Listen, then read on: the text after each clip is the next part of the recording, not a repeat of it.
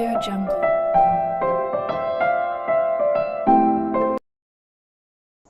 Shalom Bapak Ibu dan Saudara terkasih di dalam nama Yesus. Pada malam hari ini saya akan menyampaikan firman Tuhan mengenai mengikapi hidup dengan perdamaian. Sebelum kita masuk ke dalam firman Tuhan, kita berdoa. Bapa yang ada di surga, Bapa, berbicaralah melalui firman-Mu. Biarlah firman-Mu yang disampaikan oleh hamba-Mu menjadi mengerti. Bapa, ajarkan kami untuk bisa menjadi manusia yang berdamai kepada siapapun, dan janganlah ada rasa iri hati, dengki di dalam hati kami. Tetapi buatlah hati kami menjadi sukacita, damai sejahtera, dan menjadi tentram. Terima kasih Bapa atas kasih karunia dan hikmat yang kami rasakan.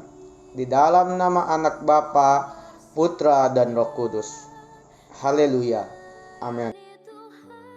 Baiklah, Bapak Ibu dan Saudara terkasih di dalam Kristus Yesus. Ayat bacaan firman Tuhan pada malam hari ini tertulis dalam kitab Roma pasal yang ke-12 ayat yang ke-18. Berfirmanlah Allah kepada kita, sedapat-dapatnya kalau hal itu tergantung padamu, hiduplah dalam perdamaian dengan semua orang. Demikian firman Tuhan.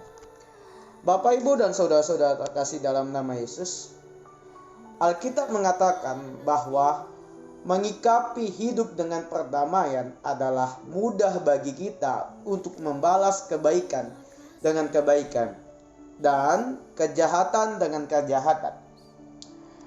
Bila perlu, kejahatan dibalas dengan lebih jahat dan kejam lagi supaya orang yang merugikan kita dapat jera dan merasakan kepahitan dan kekecewaan terhadap kita.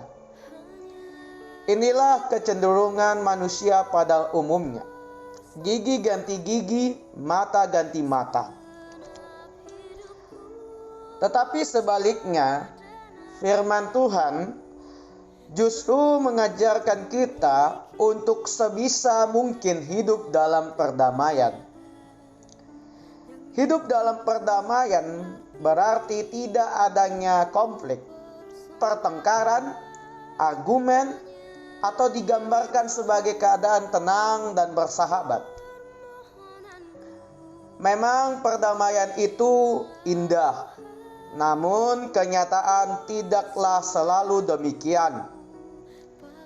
Ada kalanya kita ingin hidup dalam perdamaian, tetapi orang lainlah yang membuat perdamaian itu hancur, seperti bak mesin perang yang ditabuhkan di udara.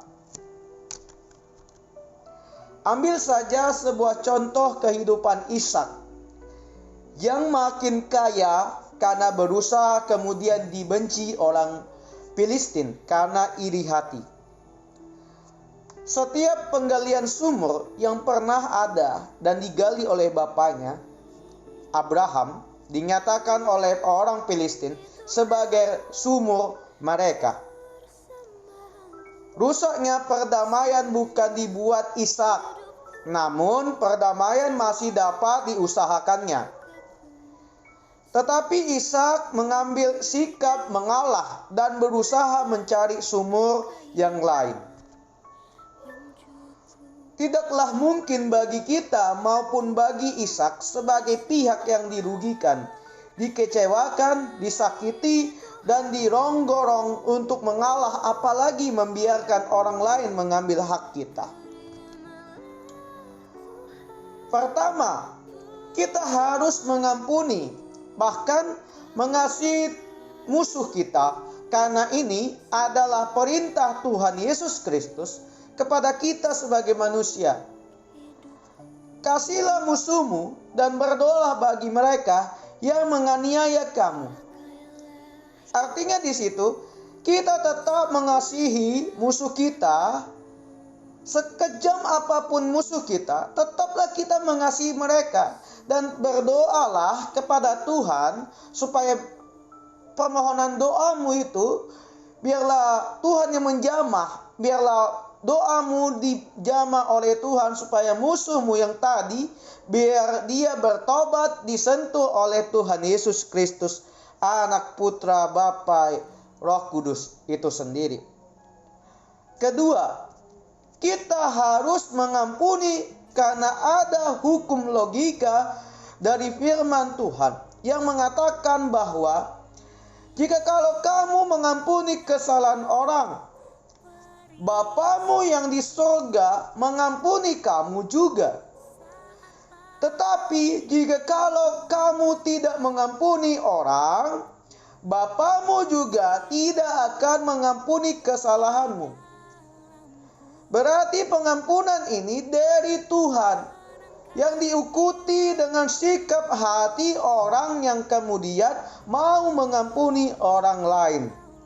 Demikianlah firman Tuhan pada malam hari ini. Mari kita tutup dengan doa. Bapa, terima kasih Bapa atas firman-Mu ya Tuhan yang disampaikan oleh hamba-Mu.